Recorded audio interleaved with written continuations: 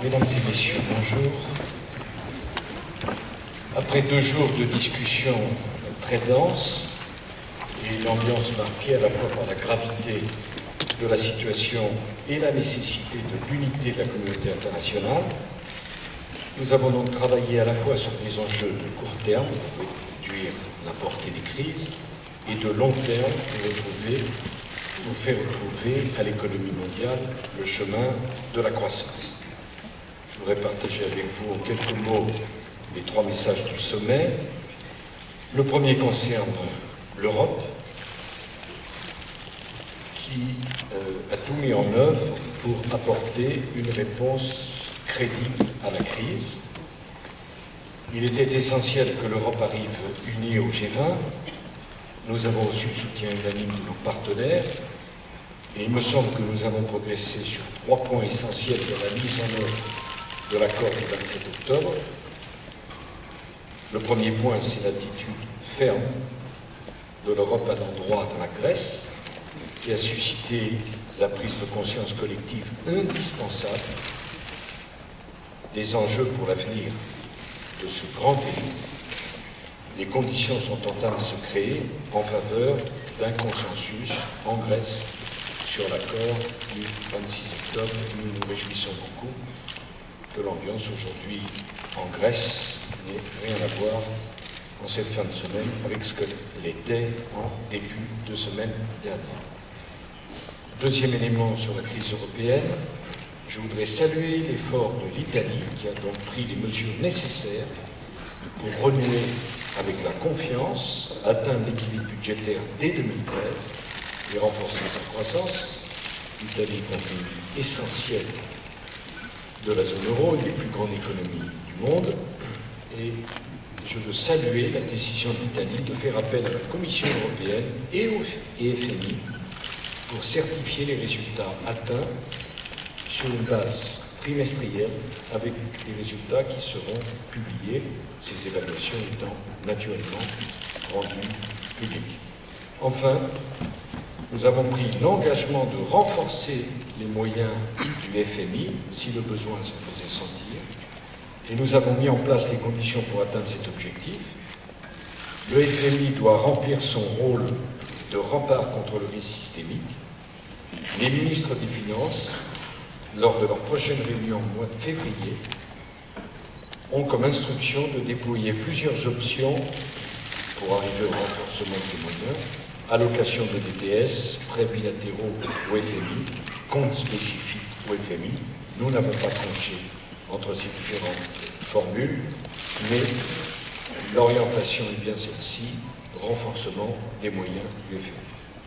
Deuxième message du G20, c'est que nous avons donc décidé d'utiliser toutes les marges de manœuvre pour soutenir la croissance. La situation est en fait beaucoup plus complexe qu'en 2009. Il n'y a pas de réponse unique. Washington et Londres, c'était relance tout azimut. Toronto, c'était mesures de réduction tout azimut.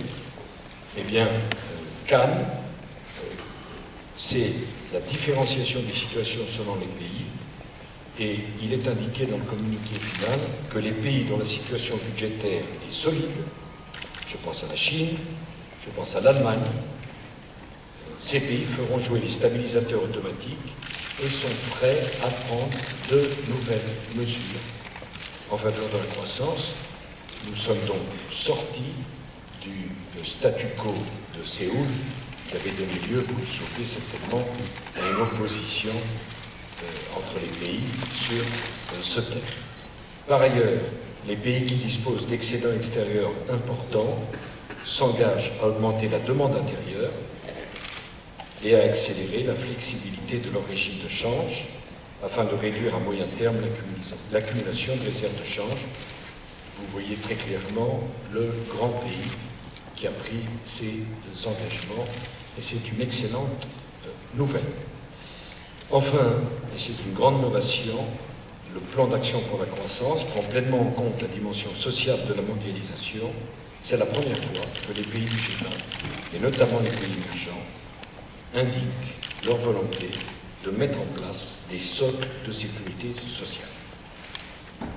Et par ailleurs, il y a un engagement de l'ensemble du G20 à dire que la protection sociale, le modèle social, le niveau de protection est favorable à la croissance et n'est pas contradictoire avec la croissance. Je crois que c'est la première fois qu'un sommet international affiche si clairement l'objectif qu'un haut niveau de protection sociale est favorable à la croissance. Dernier point, des avancées fortes, me semble-t-il, sur les priorités de la présidence française. Sur la régulation financière, nous avons décidé de publier, le CSF, le Conseil de stabilité financière, publiera aujourd'hui même une liste de 29 grandes banques systémiques internationales, et nous avons décidé qu'elles seront soumises à des obligations de transparence et de régulation renforcées. Deuxième élément, la publication par le Forum global de 11 pays que nous estimons être des paradis fiscaux. Antigua, Barbuda, la Barbade, Botswana, Brunei, Panama, Seychelles, Trinidad et Tobago, Uruguay, Vanuatu ne se sont pas dotés d'un cadre juridique adapté à l'échange d'informations fiscales. Nous ne voulons plus de paradis fiscaux. Le message est très clair. Nous ne voulons plus. Et les pays qui demeurent des paradis fiscaux avec la dissimulation bancaire seront mis au bord de la communauté internationale. Les choses ont beaucoup progressé. Elles doivent progresser encore. Je précise que la Suisse et le Liechtenstein ne se sont pas qualifiés en phase 2 tant qu'elles ne remédieront pas à certaines déficiences identiques. La crédibilité de tous les engagements contre les paradis fiscaux, c'est la publication systématique à chacun de nos sommets de la liste des pays qui ne feront pas ce qu'il faut pour sortir d'un comportement inadmissible. Nous ne sommes pas décidés à tolérer cela. Je voudrais vous demander de vous souvenir qu'à Londres, il y a 3 ans, j'avais dû menacer de quitter la salle si une liste des juridictions non coopératives, car à l'époque on ne prononçait même pas le mot paradis fiscal. Vous voyez le progrès quand même qui a été engagé. Enfin, nous avons décidé la réforme du FSB pour le transformer en véritable organisation mondiale de la finance, personnalité juridique, autonomie budgétaire, possibilité de passer des accords avec d'autres organisations, élargissement de son comité de direction au trésor des grands centres financiers pour assurer la mise en œuvre des décisions du G20. Sur le système monétaire international, c'est un chantier de long terme. Quand la France l'a mis à l'ordre du jour, ça avait provoqué tout un tas de commentaires sceptiques. Aujourd'hui, tout le monde considère que c'est le chantier des prochaines années. Nous avons donc fixé un cadre pour la gestion des flux de capitaux. Le recours au contrôle des capitaux, ça c'est très important, est désormais admis comme une mesure de stabilisation.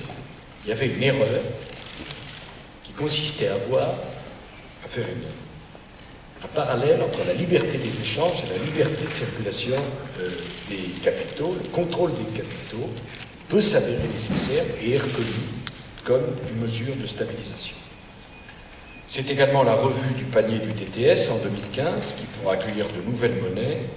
Le yuan est un candidat évident compte tenu de l'engagement que j'ai noté avec satisfaction de la Chine vers une convertibilité graduelle. Réforme de la surveillance du FMI pour l'élargir à de nouveaux sujets, taux de change, flux de capitaux, effet de contagion, on fait évoluer fortement les missions du FMI. Enfin, nouveaux instruments du FMI, ligne de liquidité à court terme pour faire face au choc systémique. Sur l'agriculture, c'est la première fois que la question agricole est à l'agenda du G20. C'était vraiment l'agriculture, une question dont on ne parlait pas. L'augmentation de la production est essentielle pour nourrir la population mondiale. La transparence sur les marchés agricoles. Nous avons obtenu la régulation des marchés dérivés de matières premières. Il y a un accord pour réguler ces marchés et les acteurs de ces marchés, pour lutter contre les abus de marché et surtout pour donner le pouvoir aux superviseurs de fixer des limites de position pour éviter qu'un seul acteur puissent manipuler les cours par des achats ou des ventes disproportionnés. Quand nous avons commencé avec Bruno Le Maire et François Baroin, nous ne pensions pas qu'on pourrait arriver à un tel résultat dans un sommet de cette nature. Enfin, les stocks communautaires d'urgence et l'interdiction des restrictions à l'exportation pour les achats de programmes alimentaires. Sur le développement, financement innovant et infrastructure. Les financements innovants sont dans le communiqué final avec une allusion explicite à la taxe sur les transactions financières.